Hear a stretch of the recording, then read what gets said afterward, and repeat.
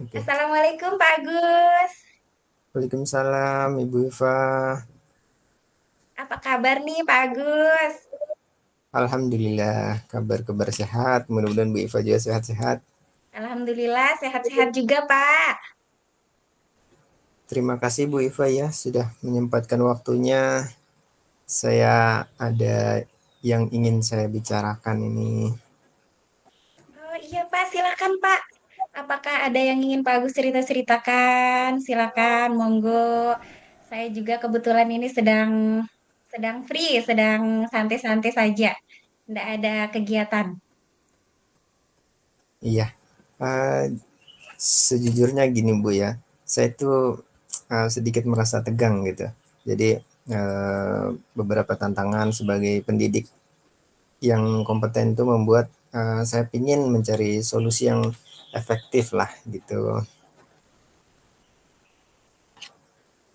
Oh iya Pak, saya menghargai kejujuran Pak Agus. Silakan, monggo Pak Agus ceritakan bagaimana. Semoga eh, perbincangan kita kali ini sebagai ladang untuk apa ya, mencari solusi. Silakan Pak, Iya, bagaimana? iya Bu. Gini, saya tuh sering merasa tegang gitu ya, merasa gugup. Biasa suka sering-sering lupa lah gitu. Kalau misalnya pas presentasi atau pidato gitu. Jadi misalnya biasa pas ditunjuk sebagai pembina gitu ya, pembina upacara hari Senin gitu. Saya tuh kadang suka rasa tegang, rasa gugup gitu. Apa ada hal khusus yang bisa kita bahas mendalam dalam topik ini, Pak? Iya Ibu, jadi saya ingin uh, bisa meningkatkan kemampuan presentasi saya, bisa meningkatkan bagaimana saya berdiri di depan umum itu bisa lebih luas, bisa lebih fokus gitu, tidak tegang. Baik, Pak. Eh, apa yang ingin Pak Agus dapatkan dari percakapan kita kali ini, Pak? Ya, keinginan saya sih saya bisa berpidato atau presentasi ya di depan audiens secara umum itu dengan rasa percaya diri gitu, dan bisa membuat audiens terkesan begitu. Jadi apa yang saya lakukan itu bisa bisa maksimal gitu Bu. Iya, Pak. Bagus banget, Pak. Kalau menurut Pak Agus, ukuran keberhasilan yang seperti Pak Agus ceritakan itu tadi seperti apa, Pak? Bagi saya sih, menurut eh, saya itu merasa berhasil gitu. Kalau saya itu bisa presentasi, bisa pidato di depan umum itu dengan lancar tanpa rasa gugup gitu. Jadi saya juga bisa mendapatkan feedback yang positif gitu dari audiens yang ada.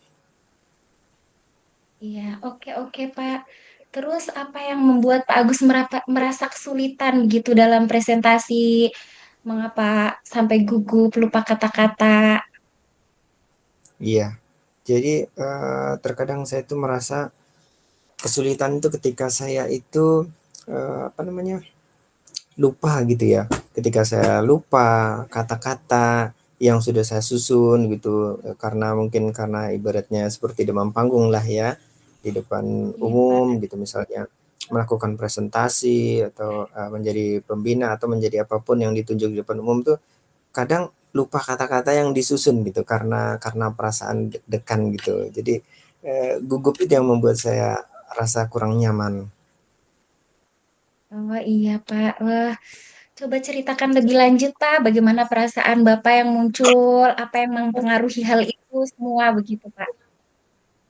Iya. Jadi sebenarnya rasa takut itu karena takut salah ya, karena takut salah jadi hal itu tuh membuat kesan yang tidak positif gitu Bu ya. Jadi karena gugup itu eee, ketika saya melihat sekitar, orang-orang sekitar atau audien itu yang menatap gitu, sementara saya mau berucap takut salah, gugup, itu kadang saya merasa tekanan gitu. Jadi saya menyampaikan sesuatu yang tadinya sudah saya susun dengan sempurna, jadi takut salah gitu, takut salah ucap gitu. Iya Pak, saya sangat mengerti sekali paham lah.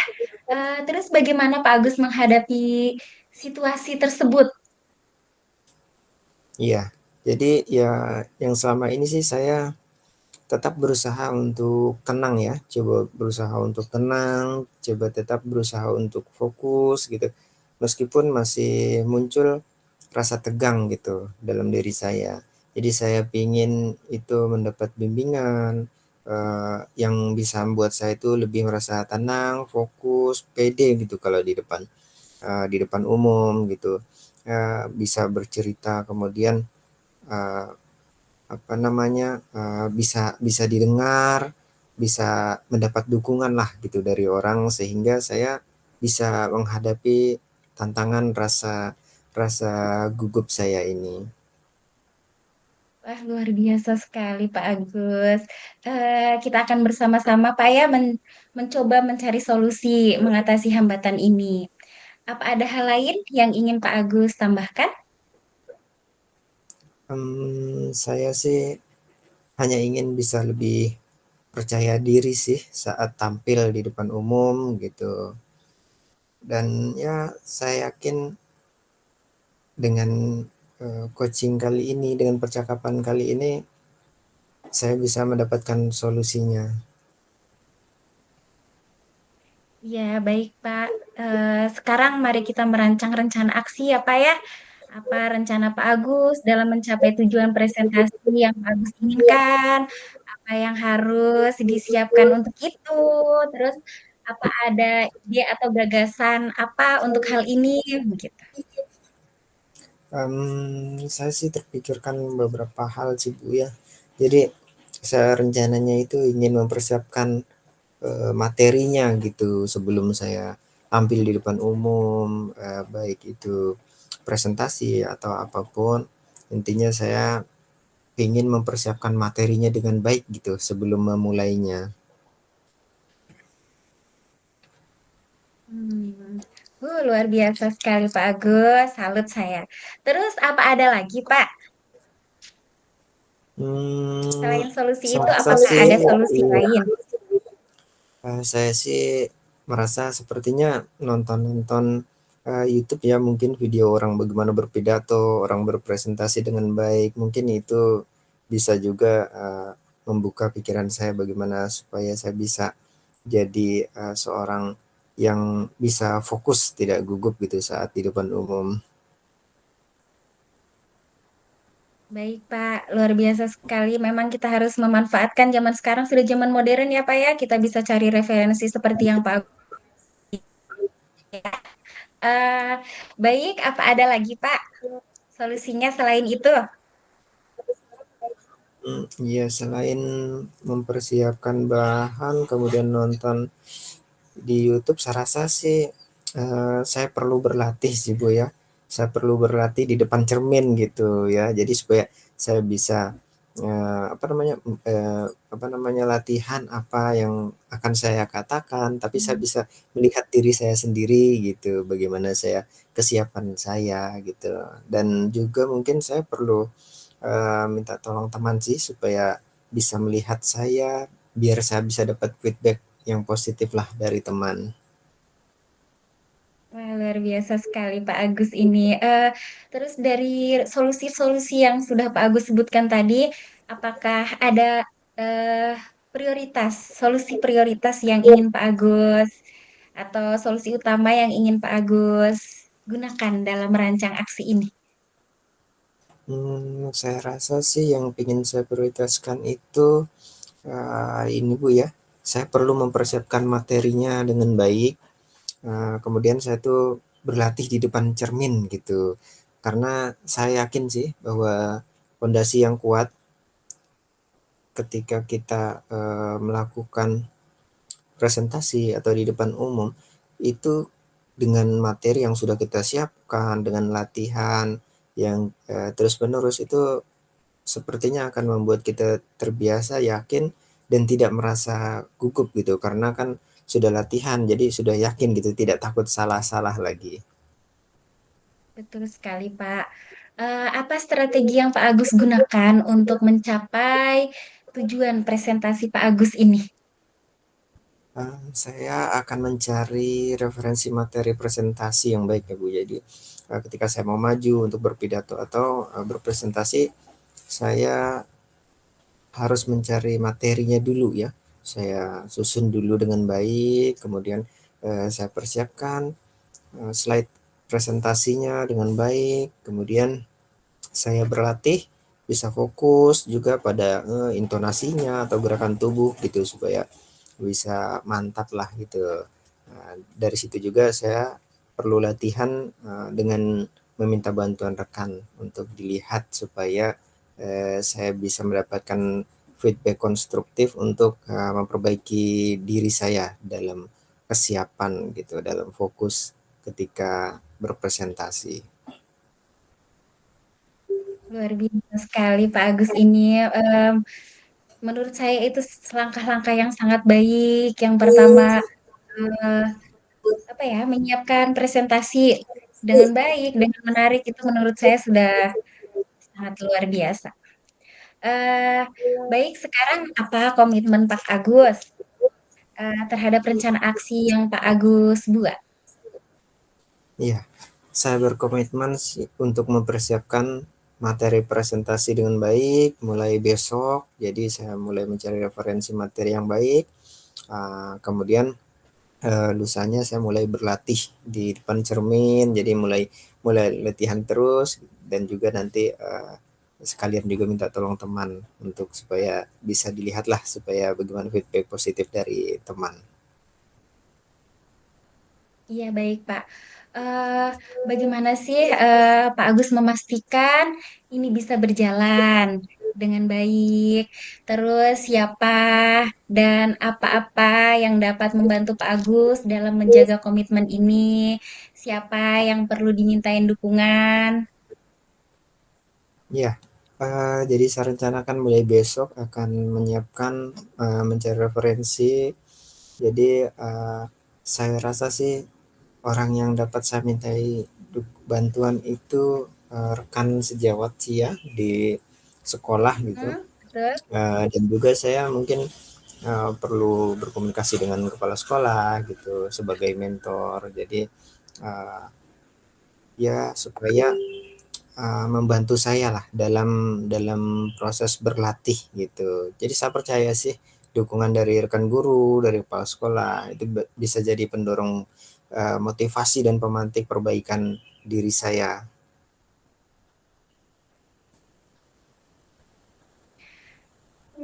Terus bagaimana dengan tindak lanjut dari kegiatan coaching ini, Pak Agus? Kapan atau siapa yang perlu Pak Agus hubungi?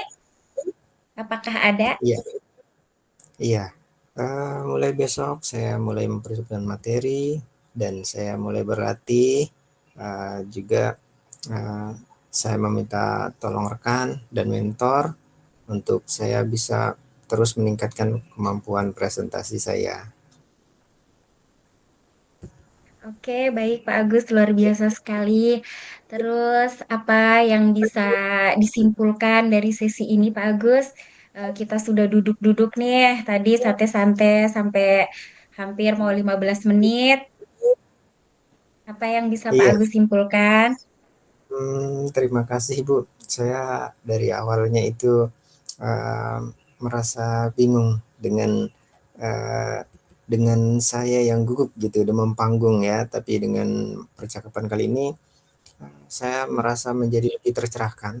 Jadi saya berkomitmen untuk mempersiapkan materi presentasi supaya siap untuk di depan umum berpresentasi atau berpidato dengan baik, berlatih di depan cermin, kemudian dengan meminta bantuan teman, juga mentor, mungkin kepala sekolah, supaya bisa mendapatkan feedback yang positif supaya bisa terus meningkatkan kemampuan presentasi saya. Jadi kegiatan ini saya tidak hanya fokus sementara tapi juga sebuah perjalanan yang berkelanjutan menuju pengembangan diri saya dalam berkomunikasi yang efektif. Jadi terima kasih sekali Ibu atas waktunya, sudah mau meluangkan waktu untuk saya. Semoga apa yang saya rencanakan bisa terlaksana dengan baik. Insya Allah nanti minggu depan ada kabar selanjutnya saya akan berkomunikasi lagi dengan Ibu Iva. Terima kasih banyak Ibu Iva. Eh, Sama-sama Pak Agus, sehat-sehat, sukses selalu Pak Agus. Saya tunggu ini bagaimana hasilnya nanti minggu depan. Iya Ibu, terima kasih. Oke, Sekarang Ibu Ivo gantian ya refleksi Pak. dulu.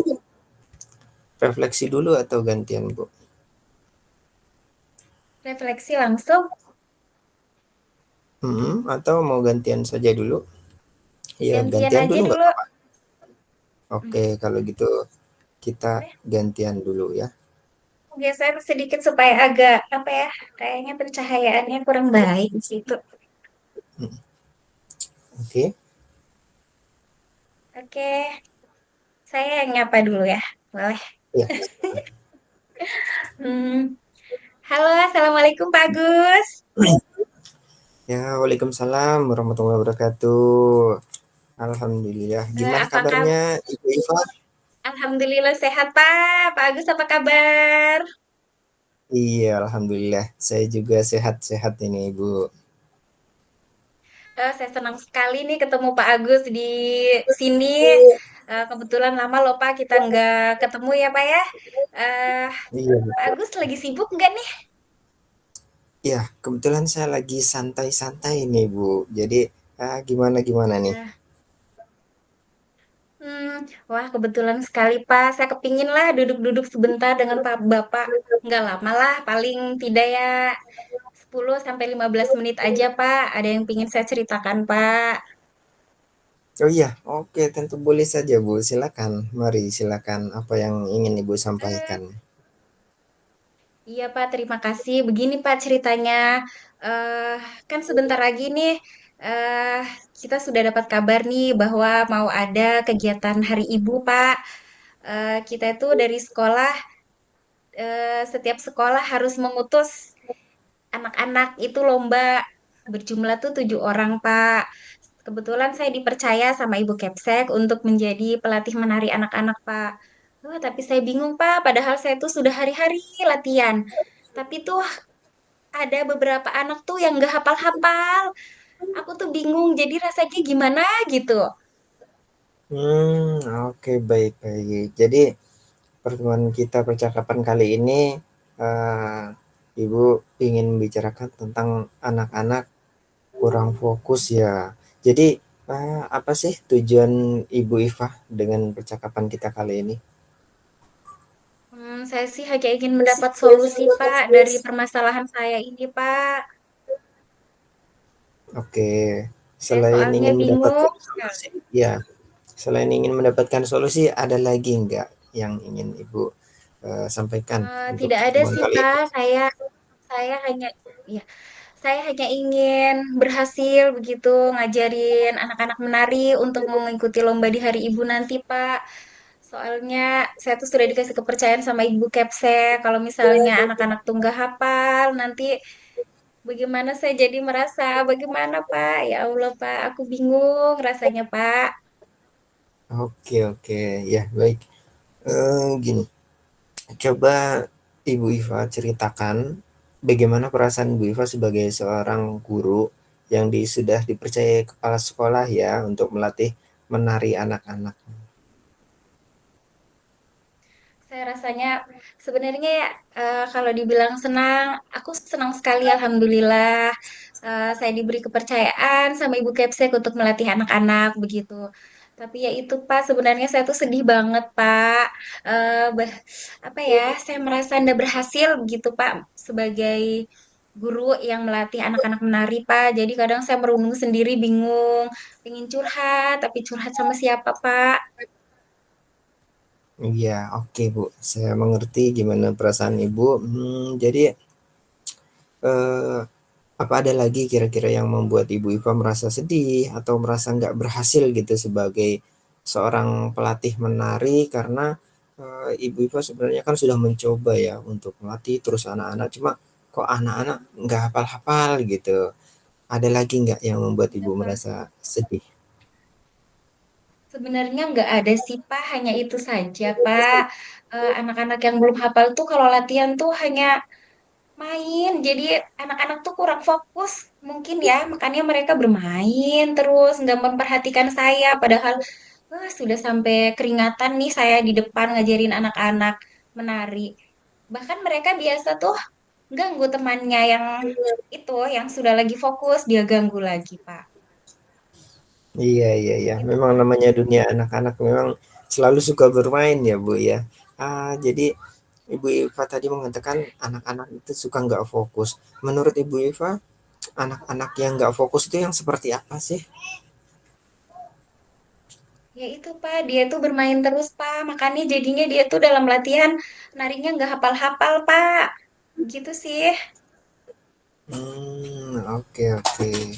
Ah, terus dengan permasalahan yang Ibu Iva hadapi dalam melatih anak-anak gitu, ada tidak strategi atau hal yang terpikirkan oleh Ibu Iva untuk Ibu Iva lakukan ke anak-anak gitu supaya fokusnya anak-anak bisa terjaga gitu. Jadi anak-anak bisa lebih fokus lah dalam latihan. Apa ya kira-kira ya Pak? Oh iya, kayaknya saya akan melakukan teknik mindfulness Pak. Dengan teknik stop sebelum melakukan latihan, kayaknya itu oke ya Pak ya? Bagus banget sih Bu. Saya rasa teknik mindfulness dengan teknik stop itu bisa membuat anak-anak itu difokuskan kembali gitu ya. Iya, iya, iya. Selain itu ada lagi nggak strategi yang Ibu bisa lakukan? Kayaknya menambah jam latihan deh sama mereka. Kayaknya misalnya eh karena sudah latihan pulang sekolah, mungkin sore-sore lagi Pak ya. Kayaknya saya mau menambah jam latihan lah intinya sore. Oke, itu juga bagus sih Bu, dengan menambah jam latihan gitu. Jadi anak-anak sering berlatih, mereka itu ya insya Allah bisa lama-lama bisa hafal sih ya gitu. Nah, selain teknik mindfulness dengan menambah jam latihan kira-kira ada lagi nggak?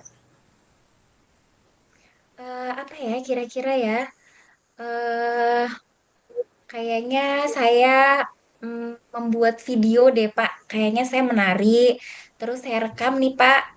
Terus rekaman itu saya bagi ke wali murid yang anak-anaknya ikut latihan. Kayaknya itu boleh juga deh Pak. Iya, iya. Jadi saya rasa sih bagus juga sih itu Bu. Dengan Ibu Eva menari kemudian Ibu rekam itu nanti dibagikan ke anak-anak.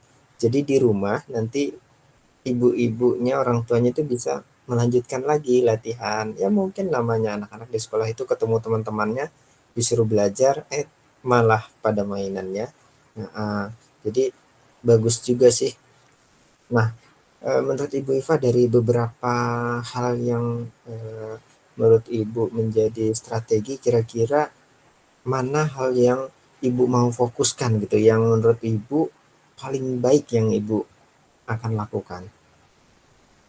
Ah, Kayaknya sih itu, Pak. Sebelum latihan, saya mau melatih fokus anak dengan melakukan mindfulness melalui teknik stop.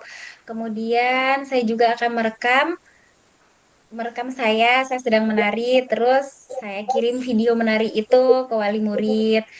Menurut saya, anak-anak juga butuh tambahan waktu latihan sih, Pak. Jadi, kalau misalnya video itu saya kirim ke wali murid kan, wali murid nanti bisa sewaktu-waktu menambahkan, apa ya, menyetelkan itu video. Misalnya mereka moodnya pagi, misalnya moodnya pagi boleh kalau sebelum berangkat sekolah atau habis pulang sekolah. Siapa tahu sore-sore lagi, namanya anak-anak biasa begitu ya Pak, kadang malam. Jadi menurut saya sih ini lebih efektif sih, karena wali murid juga harus terlibat aktif dalam kegiatan ini Pak.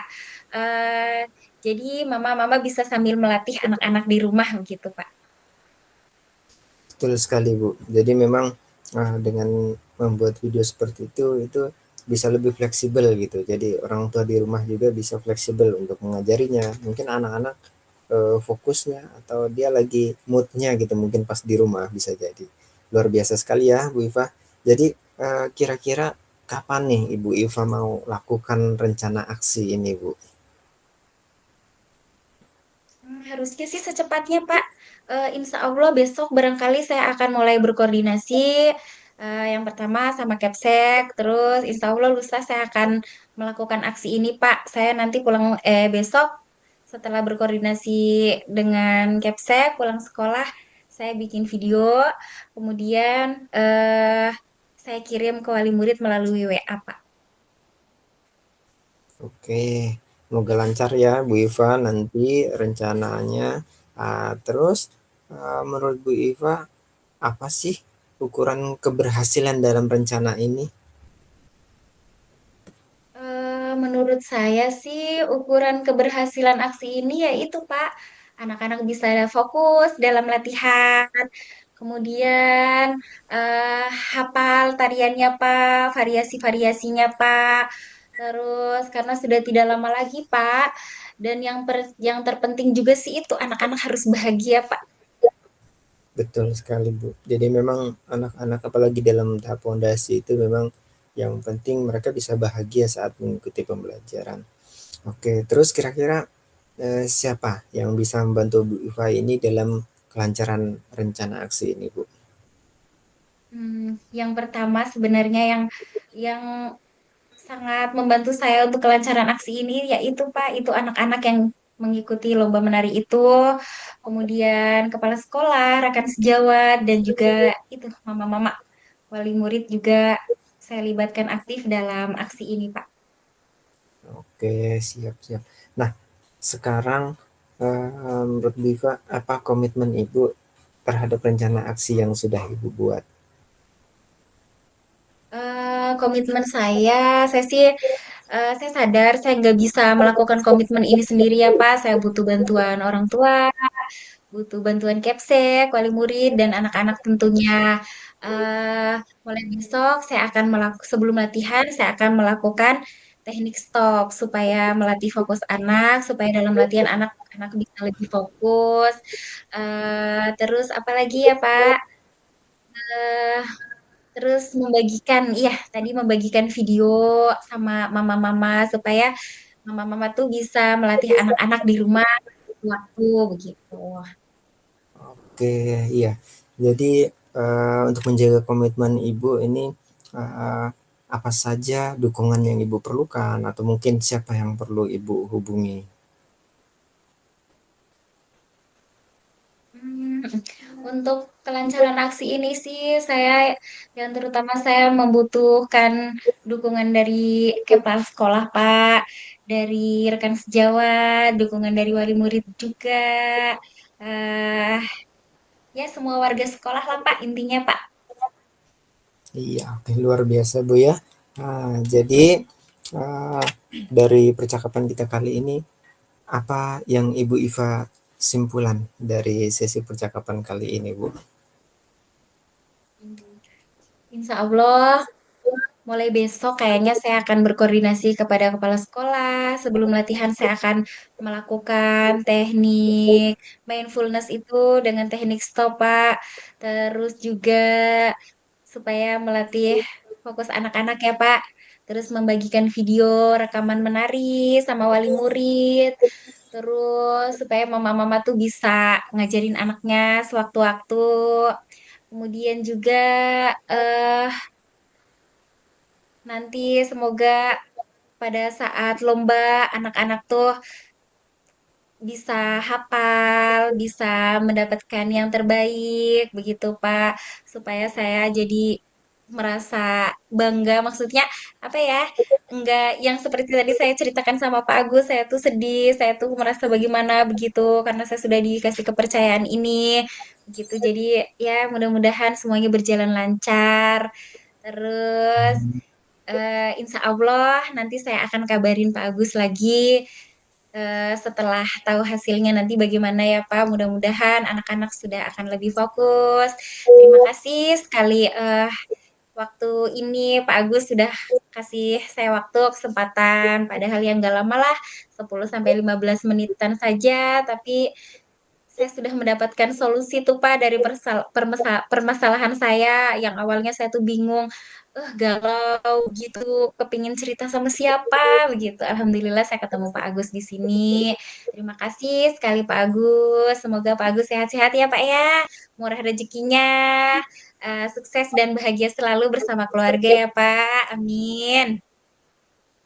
Amin, baik Ibu. Jadi Ibu sudah mendapatkan solusi dari permasalahan Ibu sendiri ya. Semoga apa yang Ibu rencanakan mendapatkan tujuan yang diharapkan. Nah, jadi saya tunggu ya nanti gimana kelanjutannya, gimana kabar selanjutnya. Oke, oke Bu, kalau Ya, gitu baik Pak. kita akhiri ya. Assalamualaikum warahmatullahi wabarakatuh. Waalaikumsalam warahmatullahi wabarakatuh.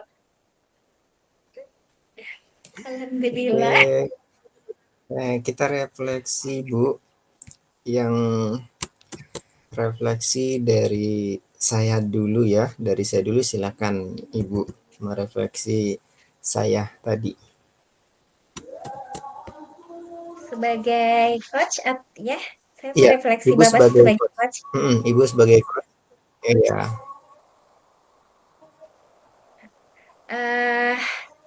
eh ya, refleksi saya hari ini, saya merasa bahagia sekali. Saya bertemu dengan Pak Agus.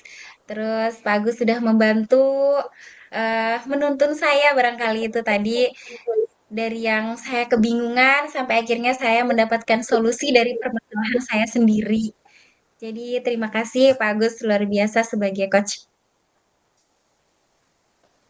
Tidak, Pak? oke. Iya, kalau gitu, Makasih banyak, Pak. kalau iya, dari saya sih refleksinya dari percakapan yang sudah berjalan, yang kita lalui ini Bu, saya merasa bahwa percakapan kita itu bisa berjalan dengan baik. Jadi kita melakukan percakapan dua arah yang baik gitu ya. Kemudian saya juga merasa bahwa kondisi kita sama-sama present, jadi kita memang melakukan kehadiran penuh di sini ya, sehingga percakapan yang kita bangun itu memang konstruktif. Jadi baik ibu ke saya atau saya ke ibu, jadi saya merasa sih apa yang perlu ditingkatkan dari sini, intinya kita perlu lebih lebih apa namanya, lebih bisa untuk bagaimana melakukan percakapan yang efektif. Tapi sejauh ini sih kalau untuk ibaratnya saya merasa bahwa percakapan yang ibu lakukan gitu itu sudah lebih dari cukup, istilahnya sudah melebihi dari standar apa yang saya bayangkan gitu. Jadi Masya sebelum Allah.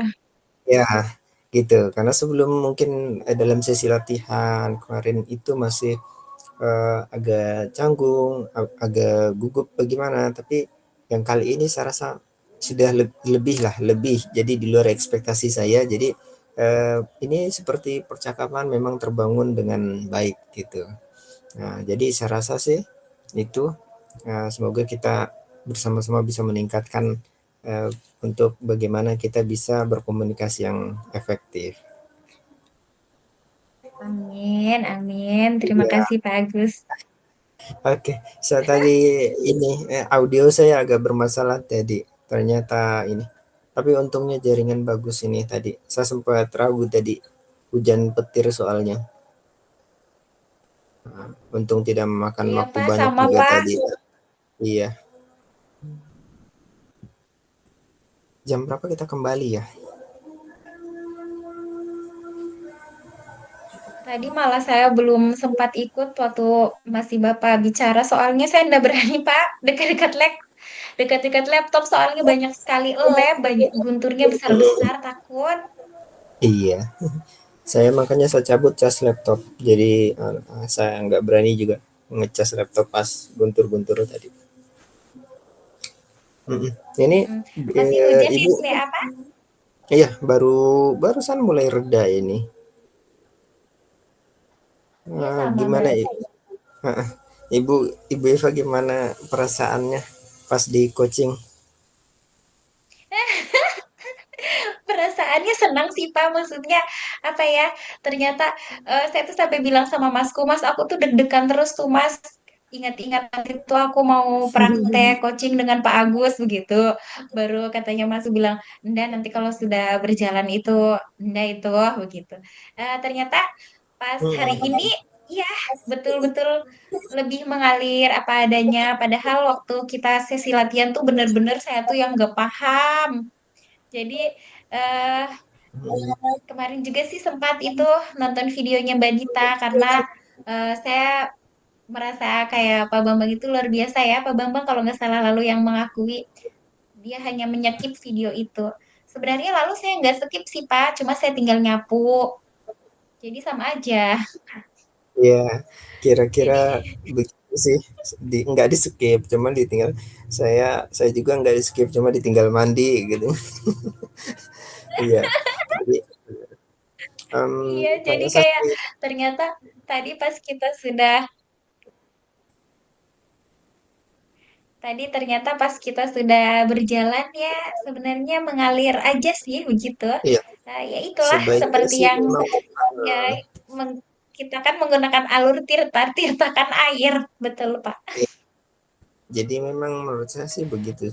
Memang kita lebih baik mengalir apa adanya gitu kan, jadi lebih nyantai seperti kita ngobrol ngobrol kita itu obrolan seperti obrolan kita sehari-hari bertemu gitu, bukan seperti gitu. Jadi posisi Ibu jadi coach, Ibu bertanyanya seperti saya diinterogasi ataupun sebaliknya Ibu seperti saya interogasi, enggak. Tapi kita lebih percakapannya itu lebih luas, lebih nyantai, tapi apa yang kita tanyakan itu berdasarkan apa yang kita dengar dari yang bercerita si coach. Jadi kita betul-betul merasakan penuh bagaimana jadi kita bisa bisa membantu coach mencari solusi gitu. Tapi intinya eh, hari ini sih perasaan saya juga ya, pada saat saya di coach atau saya jadi coach ya saya rasa senang sih intinya, lebih dari ekspektasi saya sebelumnya gitu. Jadi ya alhamdulillah berjalan lancar gitu. Cuman tadi itu aja saya yang agak aneh gitu. Saya punya audio mati tadi. Iya, nggak apa-apa, Pak. Iya, Alhamdulillah ini termasuk jaringannya mendukung. Saya juga tadi sempat khawatir sih karena hujan deras, terus banyak petir, jangan nanti ada gangguan jaringan. Alhamdulillah lancar.